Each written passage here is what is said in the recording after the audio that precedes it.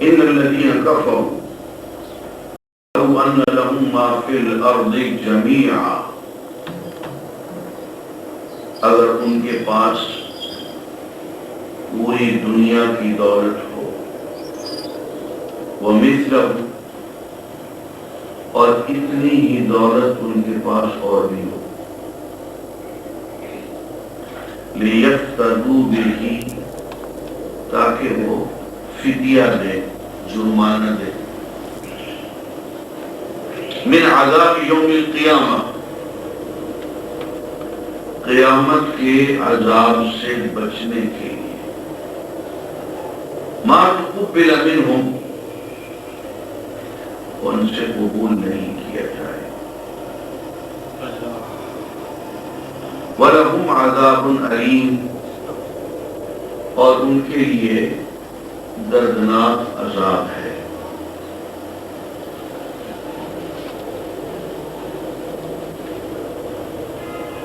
عزیزان گرامی، انسانی نفس کے اندر ایک فتنہ ہے، دھوکہ ہے، اور وہ یہ کہ جو لوگ یہاں پہ دولت مند ہیں، جاگیردار ہیں، کارخانہ دار ہیں، وہ یہ سمجھتے ہیں کہ اگر وہ اللہ کے پیارے نہ ہوتے تو دنیا میں ان کو دولت کیوں ملتی؟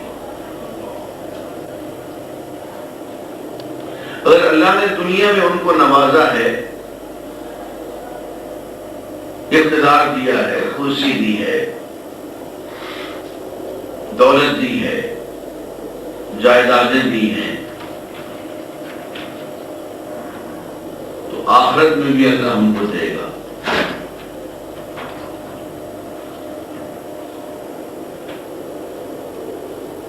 اب وہ یہ نہیں سمجھتے کہ دنیا میں اللہ کیوں دیتا ہے اور آخرت میں کیوں دیتا ہے۔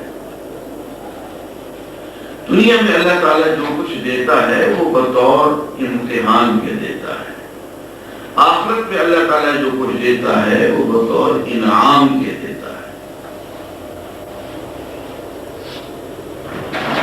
اب ضروری نہیں ہے کہ جس کو دنیا میں مل جائے اس کو آخرت میں بھی ملے۔ یہاں تو امتحان تھا، کامیاب ہوگا تو انعام ملے گا، اور اگر کامیاب نہیں ہوگا تو انعام نہیں ملے گا۔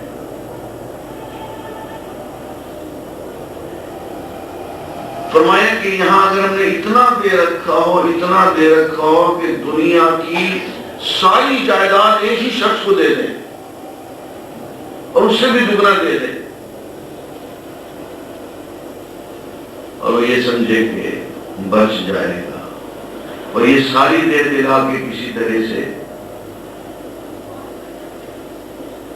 بچ جائے گا، نہیں بچے گا۔ اگر کفر کے رویے پہ ہے تو نہیں بچے گا۔ بچنے کا ایک ہی راستہ ہے اور وہ اسلام ہے، وہ اللہ پہ اور اللہ کے رسول صلی اللہ علیہ وسلم پہ سچا اور مخلصانہ ایمان لانا ہے۔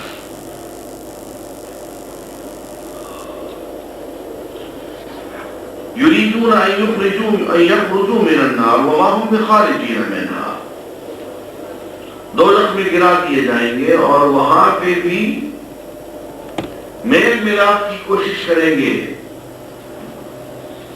اس سے رابطہ، اس سے رابطہ، اس سے رابطہ، کسی طرح سے وہ سارے دھندے جو دنیا میں کرتے رہے، جب یہاں گرفت میں آتے تھے تو دنیا جہان کے لوگوں سے رابطہ ہو رہا ہے، بڑے آدمی سے، چھوٹے سے، حکومت کے بڑے بڑے افسروں سے، اور کسی نہ کسی طرح سے بچ نکلتے تھے۔ وہاں ایسا نہیں ہوگا۔ وَلَهُمْ عَذَابٌ مُقِيمٌ، اور ان کے لیے ایسا عذاب ہوگا جو نہ ٹلنے والا ہوگا، قائم رہنے والا عذاب ہوگا۔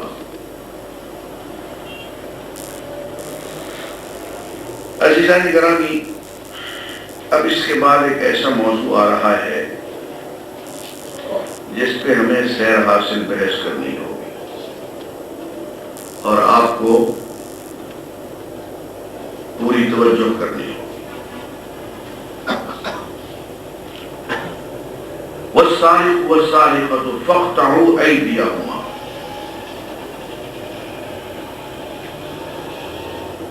اب یہاں واو آ گئی، اس کو واو عطف کہتے ہیں کہ اور چور کے مرد ہو یا عورت ہاتھ کاٹ دو۔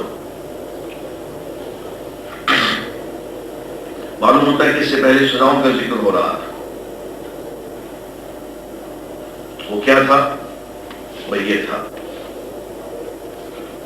انما جزاء الذين يحاربون الله ورسوله ويسعون في الارض فسادا ان يقتلوا او يسلبوا او تقطع ايديهم وارجلهم من خلاف او ينفوا من الارض ذلك لهم خزي في الدنيا ولهم في الاخره عذاب عظيم الا الذين تابوا من قبل ان تقدروا عليهم فاعلموا ان اللہ غفور رحیم۔ یہ واو عطف جو ہے اس کے ساتھ ہے، درمیان میں جو دو آیتیں آ گئی وہ یوں سمجھ لیں کہ جملہ معترضہ تھا ذرا سی تنبیہ کے لیے، بات پھر سے وہی شروع ہو گئی کہ وہ لوگ جو اللہ اور اللہ کے رسول کے خلاف جنگ کر رہے ہوں اور زمین میں فساد کے لیے دو کر رہے ہوں، ان کی سزا یہ ہے کہ قتل کیے جائیں، ان کے ٹکڑے اڑائے جائیں، ان کو سولی پہ لٹکایا جائے، یا الٹی سمت سے ان کے ہاتھ پاؤں کاٹ ڈالے جائیں، یا وہ جلا وطن کر دیے جائیں۔ یہ تو ذلت و رسوائی ان کے لیے دنیا میں ہے اور آخرت میں ان کے لیے بڑا عذاب ہے۔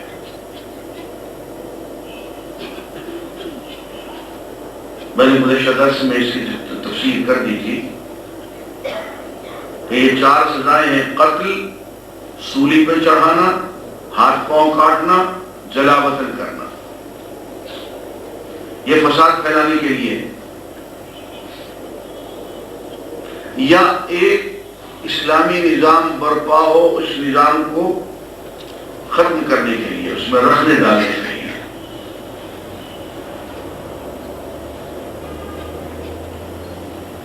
اسی میں ڈاکہ بھی آ جاتا ہے۔ تو آپ غور کریں تو ڈاکوؤں کے چار احوال ہوتے ہیں۔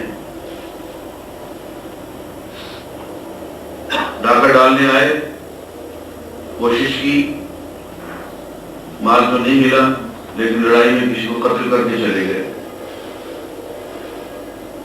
ڈاکہ ڈالنے آئے، مال بھی لوٹ کے چلے گئے، قتل بھی کر کے چلے گئے۔ یہ دوسری صورت۔ پہلی صورت میں سزا قتل کیا جائے، دوسری سزا سولی پہ برسر عام لٹکایا جائے، تیسری سزا یہ کہ قتل تو نہیں کیا، مال لوٹ کے چلے گئے، ہاتھ پاؤں کاٹے جائیں گے۔ چوتھی یہ کہ کوشش تو کی لیکن نہ قتل کیا نہ مال لوٹا، پکڑے گئے،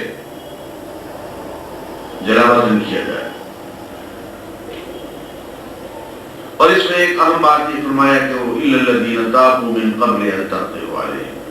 ہاں، کوئی باغی جماعت، باغی گروہ یا ڈاکوؤں کا گروہ، ان میں سے کوئی شخص اگر توبہ کر لے اور اپنے آپ کو حکومت کے حوالے کر دے گرفتاری سے پہلے، تو اس کو معاف کیا جائے۔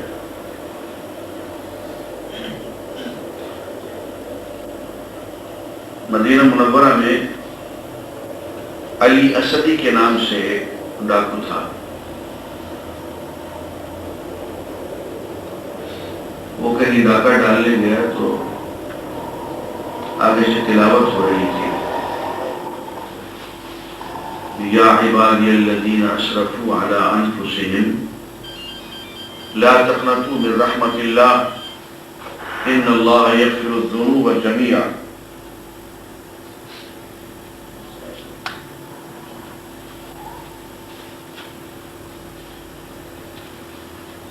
اے میرے وہ بندو جنہوں نے اپنی جانوں پہ ظلم کر رکھا ہے، اللہ کی رحمت سے مایوس نہ ہونا۔ اللہ تعالیٰ سارے ہی گناہ اکٹھے ہی معاف فرما دیتے ہیں۔ انہ هو الغفور الرحیم، وہ تو بہت ہی غفور الرحیم ہے۔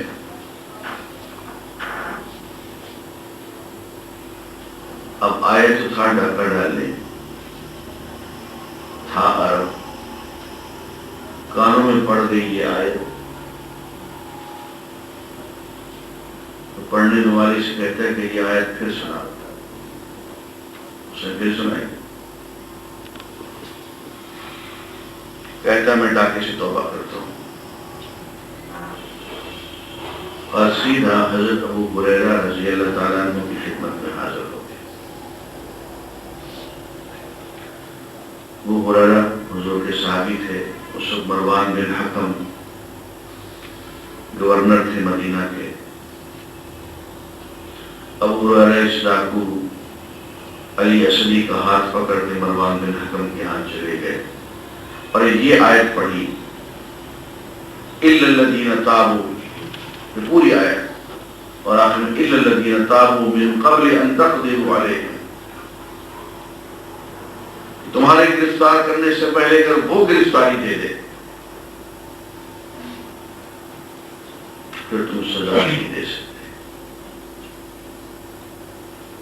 تو وہ رہنے کہا کہ یہ آیت میں پڑھ رہا ہوں اور تم اس کو کوئی سزا نہیں دے سکتے، ہاں جس کا مال لوٹا ہوا ہوگا وہ واپس کرنا پڑے گا، اگر کوئی قتل کیا ہوا ہوگا تو اس کا مقدمہ الگ چلے گا۔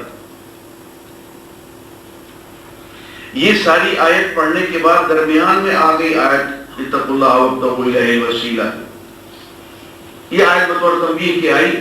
اس کے بعد پھر آگے اسی موضوع پہ دوبارہ گفتگو شروع ہو گئی کہ والسارق والسارقۃ فاقطعوا ایدیہم، چور مرد ہو یا عورت ان کے ہاتھ کاٹ دو، جزاء بما کسبا، یہ ان کی کمائی کا بدلہ، نکالا من اللہ، اور اللہ تعالیٰ کی طرف سے دوسروں کے لیے عبرت۔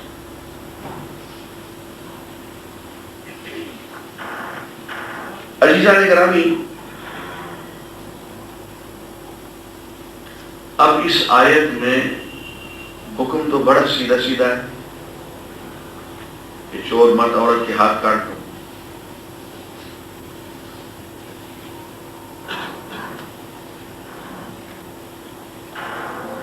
دونوں ہاتھ کاٹ دو،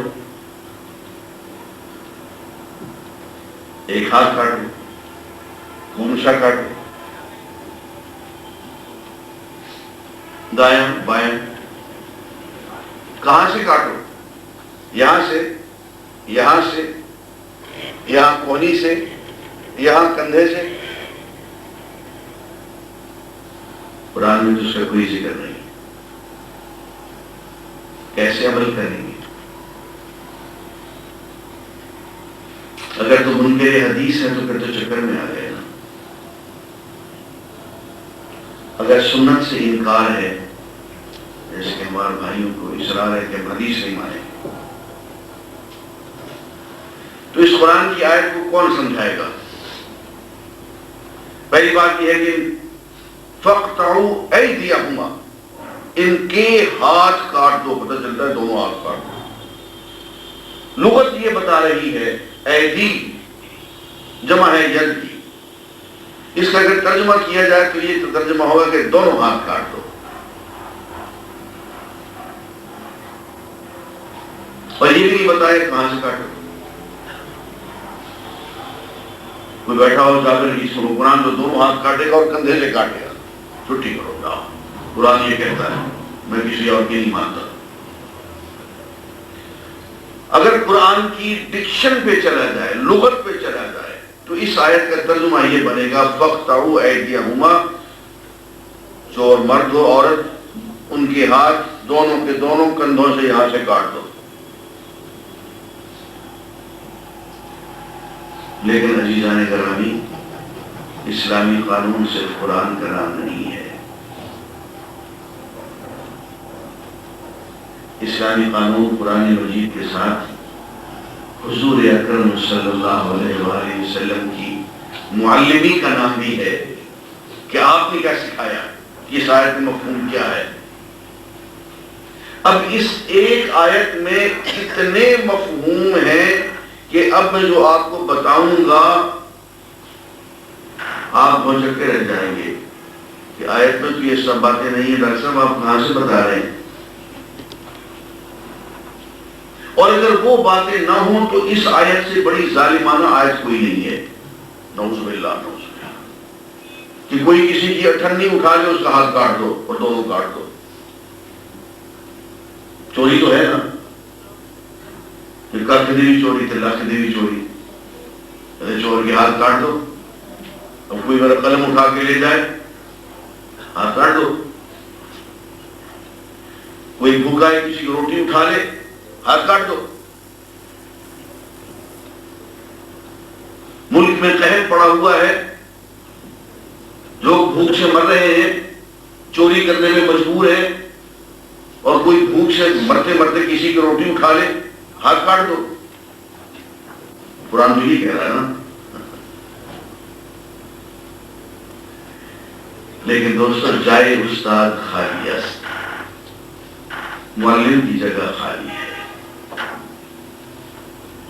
کوئی کتاب بغیر معلم کے نہیں پڑھی جاتی، اور سخت بد نصیب ہے وہ انسان جو قرآن کو بغیر معلم کے پڑھنا چاہتا ہے۔ وہ معلم حقیقی جو اللہ نے ہمیں دیا، اس کی تعلیم و تربیت سے انکار کر کے کہے کہ نہیں، اس کو مفہوم تو میں دوں گا جو چاہوں گا۔ اب الفاظ قرآن کے صرف اتنے ہیں، وَالسَّارِقُ وَالسَّارِقَةُ فَاقْطَعُوا أَيْدِيَهُمَا، چور مرد ہو عورت، ان کے ہاتھ کاٹ دو۔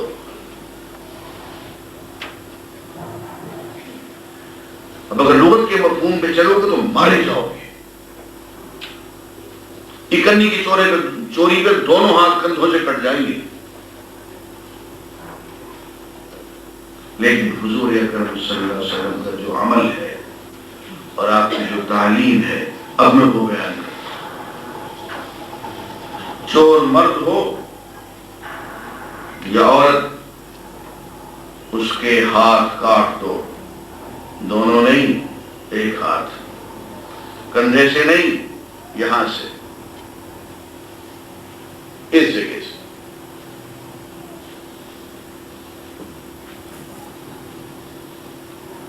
کندھے سے نہیں، کونی سے نہیں، بالکل ہاتھ جہاں ہتھیلی ہے، ہتھیلی سے۔ اور بایاں ہاتھ نہیں، دایاں ہاتھ۔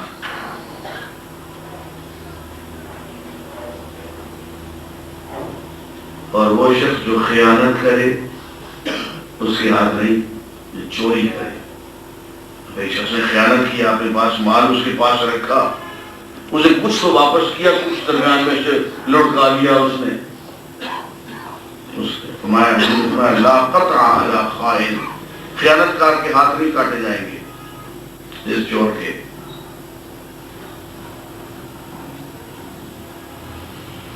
اور یہ نہیں کہ معمولی قیمت کی کسی نے چوری کر لی، نہیں، قیمتی چیز کی چوری کی۔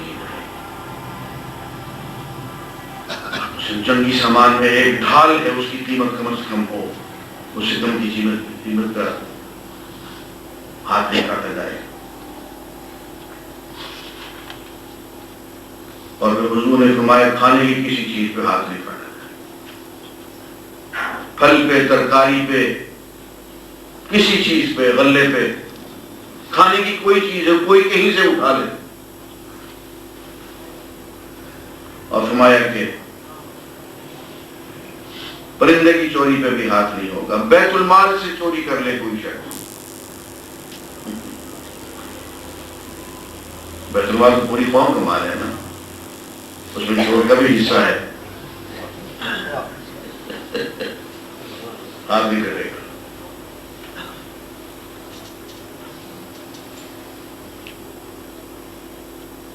ایسے ہی ترکاریاں، پھل، گوشت، پکا ہوا کھانا، غلہ، اناج جو بھی کھلیان میں پڑا ہوا ہو، گوداموں میں نہ آیا ہو، کسی کا ہاتھ نہیں کاٹا جائے، قحط کا زمانہ ہو جائے اور لوگ چوری کرنے میں مجبور ہوں، ہاتھ کسی کا نہیں کاٹا جائے۔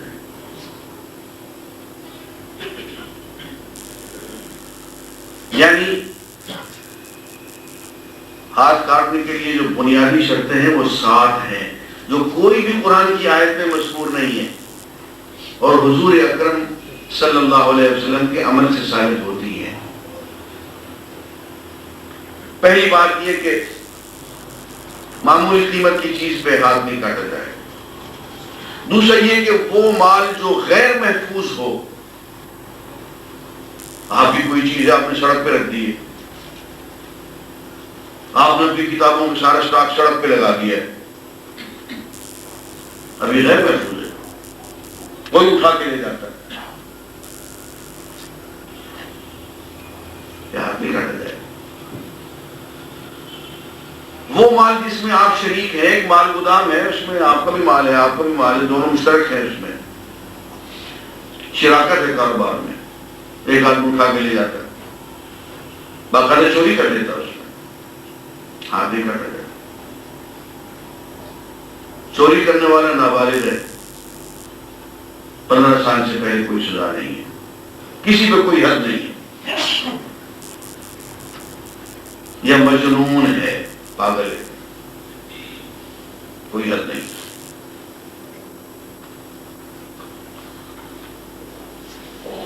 بیوی خامن کا مال چرا لیتی ہے، میں نے آہستہ آہستہ بولنا ادھر آواز نہ جائے،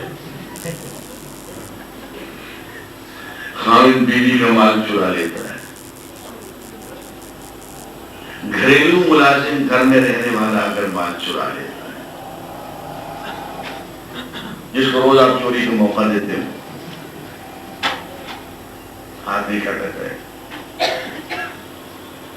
اور کسی پہ اضطرار کی کیفیت ہو، مجبوری کی کیفیت ہو، بھوک ہو، فاقہ ہو، ثابت ہو جائے کہ وہ مضطر تھا، بھوک اور فاقے کے عالم میں تھا، ہاتھ نہیں کاٹا جائے۔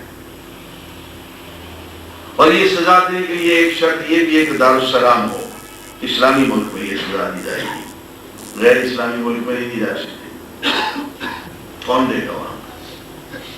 اسلامی حکومت ہوگی تو سزا دی۔